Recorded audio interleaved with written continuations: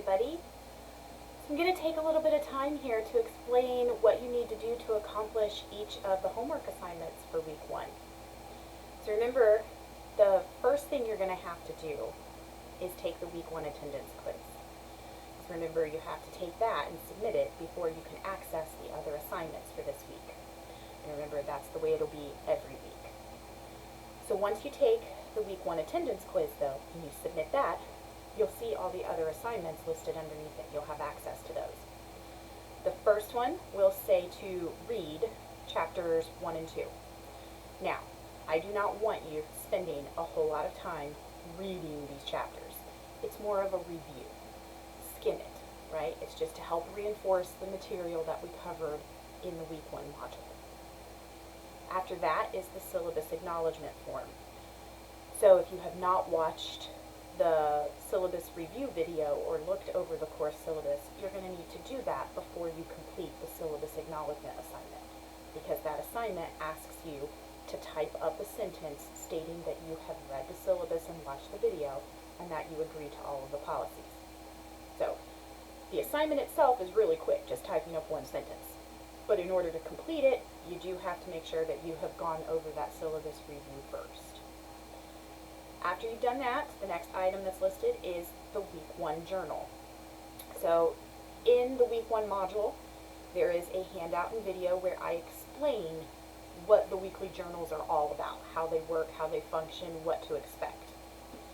So now you're going to complete the first one, week 1 journal.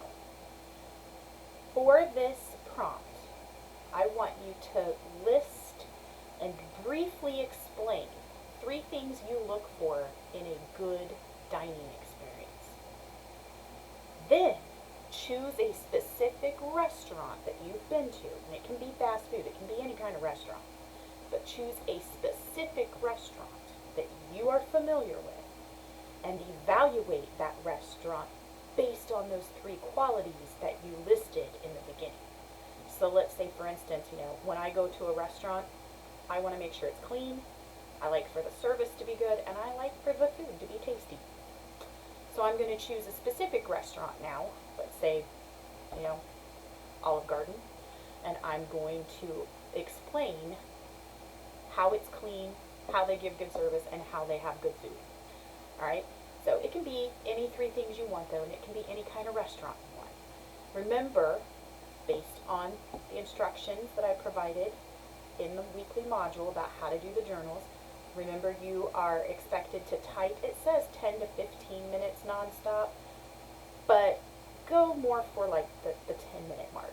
I'd say actually 8 to 10 minutes would be fine for this one.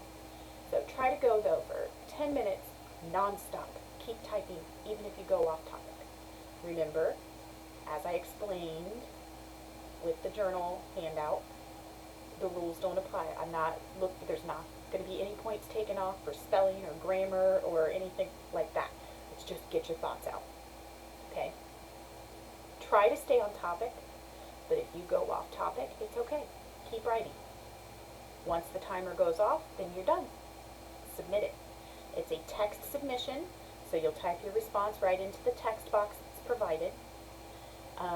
And once you have responded to the prompt and typed for 8 to 10 minutes, you can stop typing and go ahead and submit. Right? The next item that you'll see is week 1 assignment 1, outlining and paragraph content. This will be in a Word, ideally it would be in a Word document. I have attached the file to the assignment instructions that has all the questions on it. If you have the ability to download that file that I've attached, you have the assignment right there in a Word document, and you can just type in your answers and then save it to your device and upload it and submit it. If you don't have the option of using that file that I've attached to type into, it's okay. You can create a Word document of your own. If you do not have a way of typing your answers into a document, you might want to go ahead and try Google Docs. which is there under the Getting Started section, instructions for how to use those. If you're not quite sure about that yet and you want more time to figure it out, contact me and I'll tell you how else you can submit this assignment. But if you are able to pull that file up that I've attached with all the questions on it, it makes it super easy because then you can just type in your answers. But there are other ways to submit the assignment, so don't just not do it because you don't have access to Microsoft Word. Always contact me first and we'll figure it out. But for this assignment, task 1 is going to ask you to identify the general idea of some prompts that we have here. So for instance, number 1, we have some specific ideas that are listed. The specific ideas are good student reviews, good rapport with colleagues, and excellent class evaluations. So those were the specific examples, the specific details and ideas that we were using to explain something. What is the thing we were trying to explain? What's the general idea? Were we talking about teaching at a community college? Were we talking about reasons teaching is an important profession? Or are we talking about reasons a teacher might be rehired? So out of those 3 options, what do those specific ideas relate to the most? And choose the best answer. So it's almost like you're taking a paragraph and you're looking at what our specific examples were and then trying to figure out what was the general idea of that paragraph based on those specific examples. Can we figure out what the overall idea was? That's what you're shooting for in task 1. In task 2, very similar, except now you don't have any options to choose from.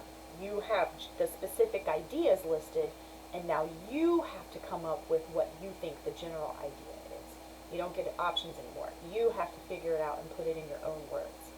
So for number 1 in task 2, the specific ideas that you have are empathetic, loyal, kind, and supportive. Well, if those are our specific examples, what's the general idea that we're dealing with? What do all of those things have in common? What would we be talking about where those 4 things would be our specific examples? You have typed the answer now. You have to come up with it on your own, put it in your own words, and type it on the line there. That's what you're trying to do in task 2. In task 3, we have a paragraph that is all out of order. The sentences, we have our topic sentence, right? Implementing year-round school would benefit society. But all the other sentences of the paragraph are just listed as bullet points underneath. And they're not in the right order.